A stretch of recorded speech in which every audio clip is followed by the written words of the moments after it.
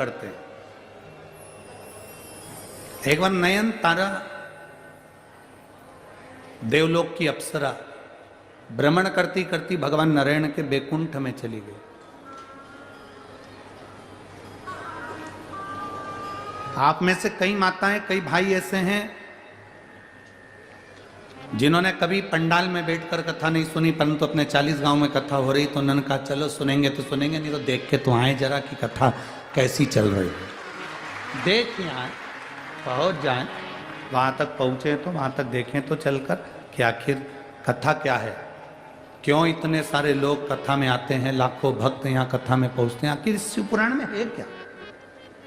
कई लोगों के मन में एक प्रश्न हो जाता है कि आखिर देखकर तो आए, आखिर शिव पुराण में ऐसा है क्या।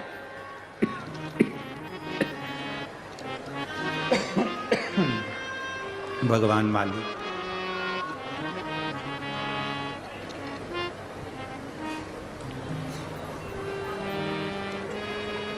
आखिर शिव महापुराण में ऐसा है क्या।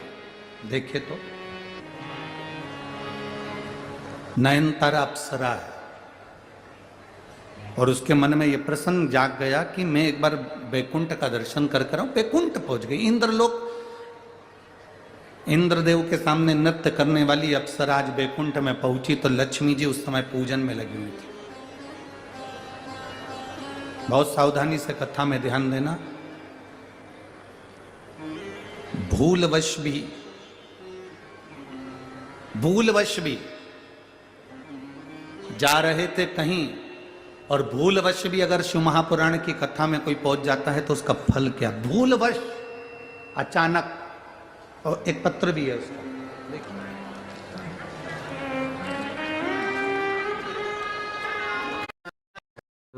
पांचोरा, अचानक शंकर के मंदिर में पहुंचकर एक लोटा जल चढ़ाना, उसका फल क्या।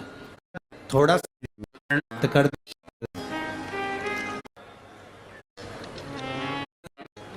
आरती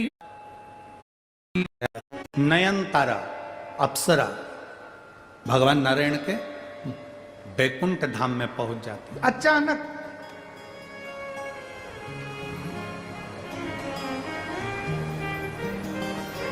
लक्ष्मी जी लगी थी भगवान शिव की आराधना करने, भगवान विष्णु लगे थे भगवान शंकर की आराधना करने।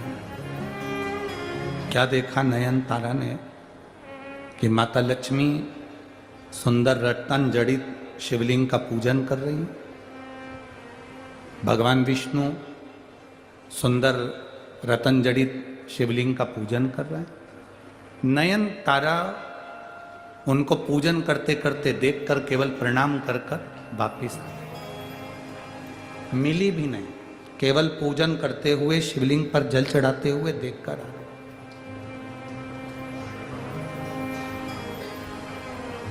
जब नयनतारा वापिस आई,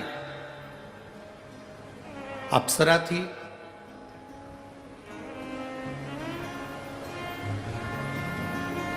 उसने भी एक सुंदर शिवलिंग का निर्माण करवाया और उसके पूजन में लग गई।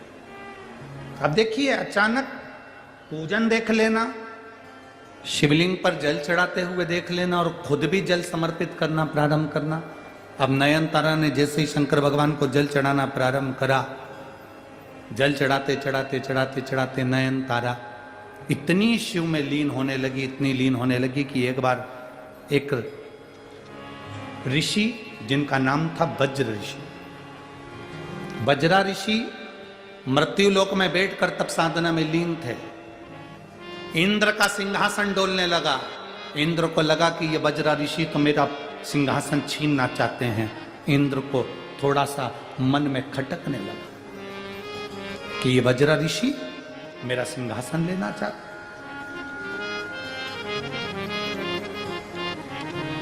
इंद्र ने नयनतारा अप्सरा को बुलाया, जाओ मृत्युलोक में जाओ और पृथ्वी पर जाकर, मृत्युलोक में जाकर जहां वज्रा ऋषि तप कर रहे हैं उनकी समाधि को तोड़ने का प्रयास करो।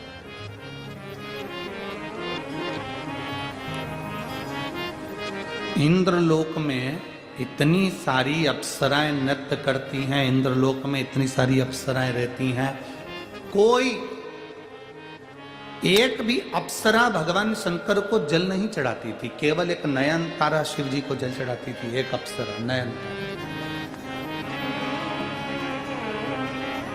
कितनी सुंदर सुंदर अप्सरा रह रही हैं, कोई नहीं।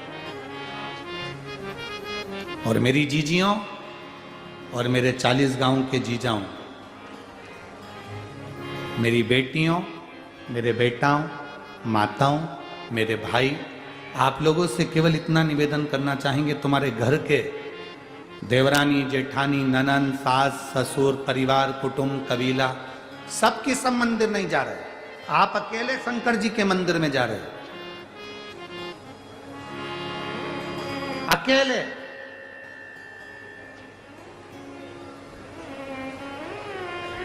कभी यह मन में मत लाना कि मैं अकेली मंदिर जाती हूं और मेरी सास नहीं जाती, मेरी ननन नहीं जाती, मेरा देवर नहीं जाता, देवरानी नहीं जाती, जेठानी नहीं जाती, मैं जाती हूं, कोई जाता नहीं है, घर के बच्चे नहीं जाते, मैं अकेली जा रही हूं।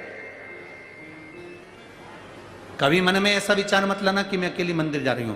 भगवान से यह प्रार्थना करना कि ना जाने कौन सा पुण्य मेरा प्रबल हुआ जो पूरे घर में से तूने मुझे छाट कर अपने मंदिर तक बुलाया।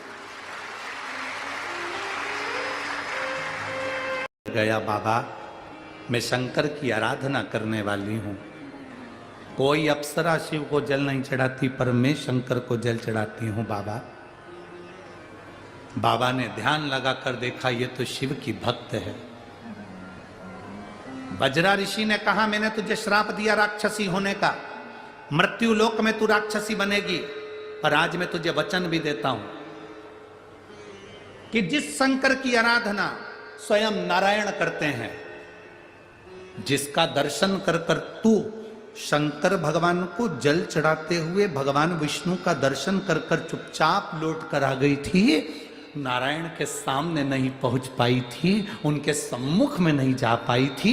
वज्रा ऋषि कहते हैं, आज मैं तुझे वचन देता हूं और आशीर्वाद देता हूं कि तू राक्षसी होने के बाद भी भगवान नारायण का अवतार जब पृथ्वी पर राम अवतार होगा तो उनके सामने जाकर उनका दर्शन करेगी, उनको पाने का प्रयास करेगी।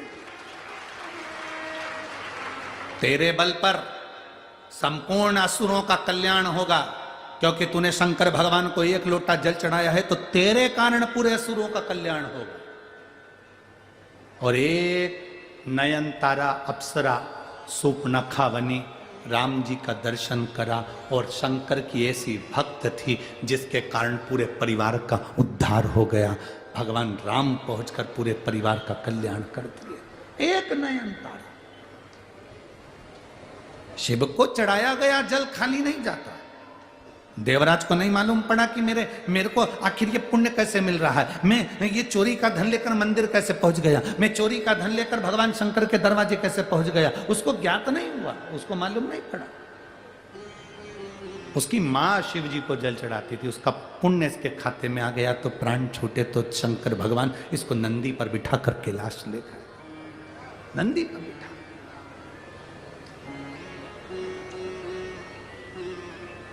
अनायास दर्शन, अचानक शिव महापुराण की कथा।